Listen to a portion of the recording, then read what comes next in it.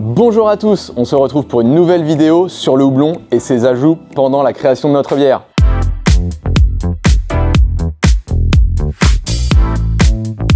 Alors comme vous le savez maintenant, notre houblon a deux facettes, son amertume avec les acides alpha qui ont besoin de chauffer et son aromatique avec les huiles essentielles qui elles sont plus sensibles à la chaleur. Concernant l'amertume, on pourrait être tenté de dire qu'il suffit de mettre notre quantité de houblon au début de l'ébullition, la faire chauffer 40 à 60 minutes pour avoir notre amertume.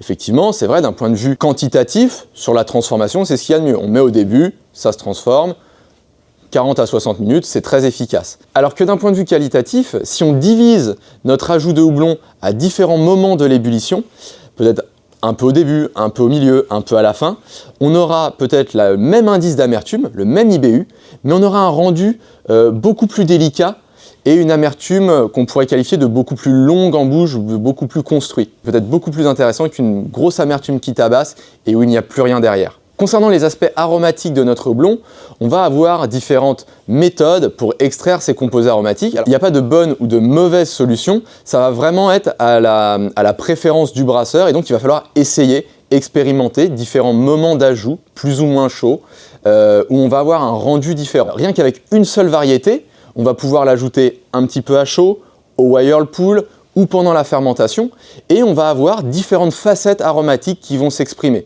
Et là, pareil, ce sera au brasseur d'essayer et de voir ce qu'il préfère faire en fonction de la bière qu'il veut faire. On peut donc ajouter le houblon en fin d'ébullition, le faire bouillir quelques minutes, 5, 10.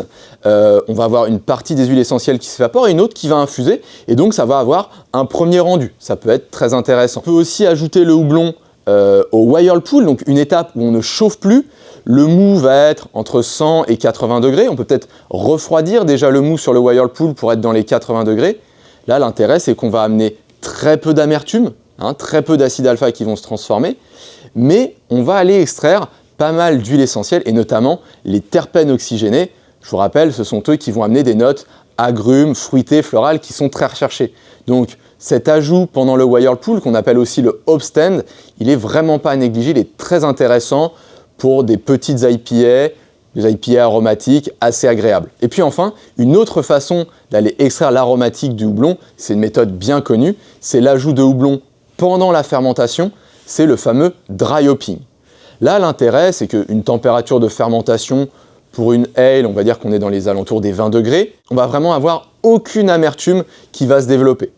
Par contre, on va avoir les composés aromatiques qui vont pouvoir comme ça être infusés à froid. Et puis surtout, l'intérêt du dry hopping, c'est d'avoir une interaction entre les levures et le houblon.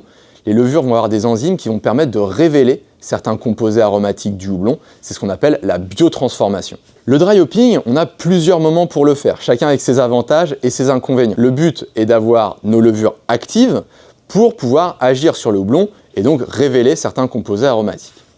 On pourrait se dire donc qu'on va mettre le houblon dès l'ensemencement des levures, dès les premiers jours de la fermentation primaire. Effectivement, levure active, houblon présent, on va avoir des interactions et on va avoir beaucoup de composés aromatiques qui vont être produits. Mais sur la fermentation primaire, on a aussi production de gaz et donc ce gaz qui va sortir du fermenteur. Si ce gaz sort, il va aussi emmener nos composés aromatiques, je vous rappelle qu'ils sont tous très volatiles. Donc au final, on va perdre une grande partie des composés aromatiques qu'on aurait pu générer. Ce qui serait intéressant, c'est d'attendre la fin de la fermentation. On va passer de notre densité initiale à notre densité finale. Nos levures vont produire beaucoup moins de gaz. Et donc là, on pourrait mettre notre houblon. On est encore sur une température de 20 degrés. Nos levures sont actives et vont pouvoir interagir avec notre houblon. C'est ce qu'on va appeler une période de garde à chaud. Et on va pouvoir comme ça laisser infuser notre houblon 2-3 jours. Nos levures vont être actives, vont pouvoir interagir et donc générer de nouveaux composés aromatiques, mais cette fois, ils ne vont pas être entraînés hors du fermenteur par le dégagement. Cet instant de garde à chaud de 2-3 jours, il est intéressant. On a une belle biotransformation. On va aussi pouvoir remettre notre houblon en suspension en envoyant du CO2 pendant le fermenteur. Et si on le remet en suspension, on extrait encore plus de composés aromatiques. Donc c'est vraiment un instant idéal pour le dry hopping. Fin de fermentation, on a atteint notre densité finale, nos levures sont actives et on laisse notre houblon 2-3 jours. Enfin, autre moment pour faire notre dry hopping, ce serait pendant la garde à froid. Alors, on a fait notre fermentation primaire, on a atteint notre densité finale, et puis on va passer notre bière sous les 5 degrés, ça c'est la garde à froid. On pourrait ajouter notre houblon à ce moment pour, là aussi, extraire certains composés aromatiques et être sûr qu'ils ne se volatilisent pas avec le gaz qui part du fermenteur. Alors c'est intéressant, mais il y a 2 inconvénients à ça. Déjà, à froid, nos levures vont sédimenter, ne vont plus être actives. Donc on n'aurait pas de biotransformation, c'est quand même dommage. Et puis surtout, on augmente le risque de hop creep. Comme nos levures ne sont plus actives, le sucre généré par l'ajout de houblon ne va pas être fermenté et donc pourrait venir faire de la refermentation plus tard quand la bière serait mise en bouteille et donc provoquer du gushing ou même des bouteilles qui explosent toutes seules, ce qui est vraiment pas intéressant.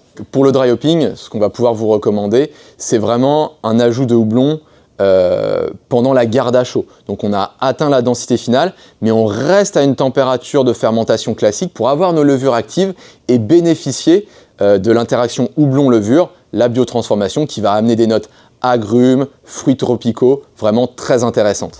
Voilà, on a fait un tour de différentes méthodes pour avoir une amertume beaucoup mieux construite, pour extraire beaucoup mieux nos composés aromatiques.